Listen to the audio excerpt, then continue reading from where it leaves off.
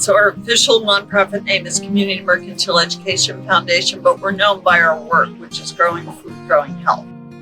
So I'm the person who established this nonprofit in '99, and I'm the person in charge of pulling all the weeds. So in 2010, we established this gardens at West Middle School. Subsequent years, we helped establish gardens at Hillcrest, Sunset Hill, and we helped Southwest Middle School get a garden started. And then 6 years ago, we added another big garden. It's called Growing Food, Growing Hope, and that's at First Step Lakeview, which is residential addiction treatment for women, because we had all these skills, we had all these great students. We were looking to start focusing on justice and the role of food in a different way and teaching our students more than how to grow carrots.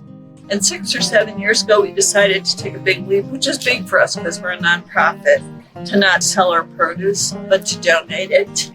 And then in 2020, COVID happened. There were 300 plus people all of a sudden that were in shutdown in this community. And we realized, suppose we ran a farmer's market. And for people who never left their place, we brought it to their door. Now we're in the 4th year of the free market, because the model was so well received, because then it was about food and feeding community relationships. So Eleanor just added up our produce so far this season is 1,200 pounds. I expect us to go over 4,000 pounds in harvest this year. The students are at the heart of it, because this isn't a job for everyone, whether it's lightly raining or 40 degrees in October or 100 degrees in the summer. They're here. They work, and it's hard work, and it's dirty work.